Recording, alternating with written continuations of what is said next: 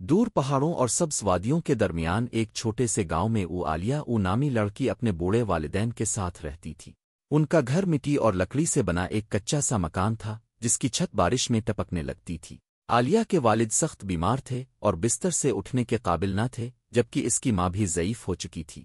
عالیہ صبح سویرے اٹھتی، پانی کے گھڑے بھرنے کے لیے ندی تک جاتی، پھر گاؤں کے گھروں میں کام کرتی۔ کپڑے دھونا، برتن مانجنا، جھاڑو دینا، ہر کام وہ خاموشی سے کرتی، لیکن اس کی آنکھوں میں ایک امید کی چمک ہمیشہ رہتی کہ ایک دن وہ اپنے والدین کے لیے کچھ اچھا کر سکے گی۔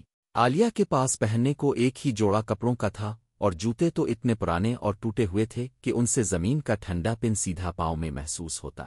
ایک دن جب وہ لکڑیاں بیچ کر بازار سے واپس آ رہی تھی، اچانک اس کا پاؤں پھسل گیا۔ وہ زور سے زمین پر گری اور اس کا گھٹنا زخمی ہو گیا۔ خون بہنے لگا اور درد کے مارے وہ اٹھ نہ سکی۔ لوگ اسے دیکھ کر گزر گئے، کوئی رک کر مدد نہ کر سکا۔ گھر پہنچی تو والدین اسے زخمی دیکھ کر پریشان ہو گئے۔ وہ رونے لگی اور کہنے لگی، کاش میرے پاس بھی اچھے جوتے ہوتے، کاش مجھے بھی کوئی پیار کرنے والا ہوتا۔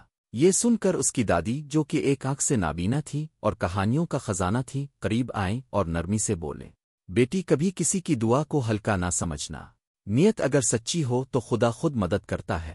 اگلی صبح عالیہ معمول کے مطابق جنگل کی طرف چلی گئی تاکہ کچھ خشک لکڑیاں جمع کر سکے۔ جنگل کے اندر گھومتے ہوئے اس کی نظر ایک کمزور جھریوں والے چہرے والے بزرگ پر پڑی، جو ننگے پاؤں ایک درخت کے سائے میں بیٹھے تھے۔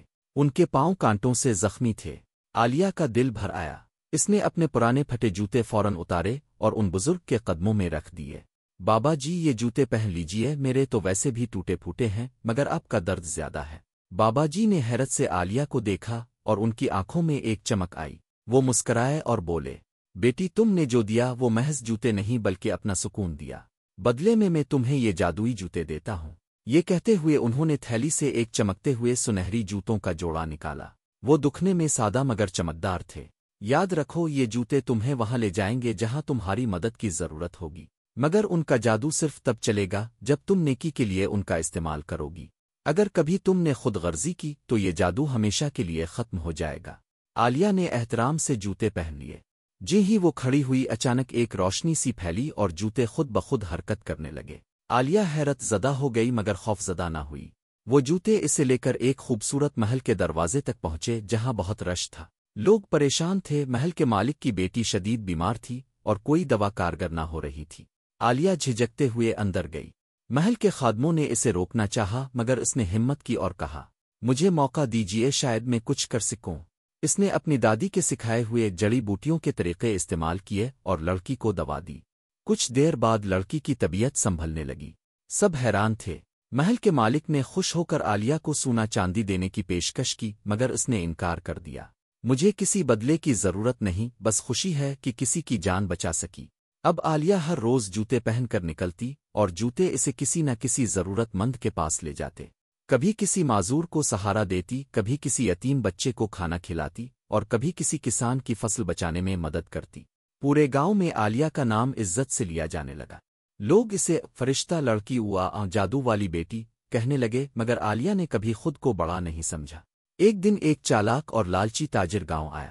اس نے عالیہ کے بارے میں سنا اور اس کے جادوئی جوتوں کو حاصل کرنے کا ارادہ بنایا۔ وہ عالیہ کے پاس آیا اور کہنے لگا، یہ جوتے مجھے دے دو، میں تمہیں سونے کی کئی تھیلیاں دوں گا۔ تمہیں زندگی بھر محنت کی ضرورت نہیں رہے گی۔ عالیہ نے صاف انکار کر دیا، میں یہ جوتے نیکی کے لیے استعمال کرتی ہوں، نہ کہ دولت کے لیے۔ مگر تاجر باز نہ آیا۔ ایک رات وہ چوری چھپے عالیہ کے گھر آیا اور جوتے چرا لیے۔ جیسے ہی اس نے جوتے پہنے وہ زمین پر گرا اور جوتے سخت ہو گئے۔ وہ جوتے اسے کہیں نہ لے جا سکے کیونکہ اس کی نیت صاف نہ تھی۔ اگلی رات عالیہ کو خواب میں وہی بابا جی نظر آئے۔ بیٹی، تم نے لالچ کے بدلے سچائی کا راستہ چنا۔ تم جادوئی جوتوں کی سچی وارث ہو۔ اب وقت ہے کہ تم اپنے دل کی سب سے بڑی خواہش مانگو۔ عالیہ نے آنکھیں بند کیں اور دل سے دعا کی، اللہ میرے والدین کو صحت مند کر دے۔ صبح جب وہ اٹھی تو دیکھا کہ اس کے والدین خوشی خوشی اٹھ کر بیٹھے ہیں۔ ان کے چہرے پر تازگی تھی، جیسے کئی برسوں کا بوجھ ختم ہو چکا ہو۔ چند دن بعد سلطنت کی شہزادی گاؤں آئی۔ وہ عالیہ کی بہادری اور نیکی کے قصے سن چکی تھی۔ شہزادی نے عالیہ سے ملاقات کی اور کہا، ہمیں تم جیسی نیک دل لڑکی کی ضرورت ہے۔ محل میں آؤ اور لوگوں کی خدمت سرکاری طور پر کرو۔ عالیہ نے سوچا، پھر نرمی سے کہا، मैं खिदमत ज़रूर करना चाहती हूँ, लेकिन शाम को अपने गांव वापस आना चाहूंगी। यही मेरी पहचान है। शहजादी ने मुस्करा कर कहा, तुम जैसी सच्चाई रखने वाली लड़की को कोई रोक नहीं सकता। तुम जहां भी रहो तुम्हें इज्जत मिलेगी। आलिया के जूते इसके साथ रहे, मगर असल ताकत इसके नेक दिल और सच्चे इरादे में थी। इसने कभी किसी लालच को कबूल न किया और हर दिल में अपनी मोहब्बत बिठा ली। इसकी जिंदगी हमें ये सिखाती है, असल जादू नेकी, खुलूस और खिदमत में है। दोस्तों, अगर आपको कहानी पसंद आई हो तो वीडियो को लाइक करें, अपने दोस्तों के साथ शेयर करें और हमारे चैनल कार्टून जाली को सब्सक्राइब करना न भूलें।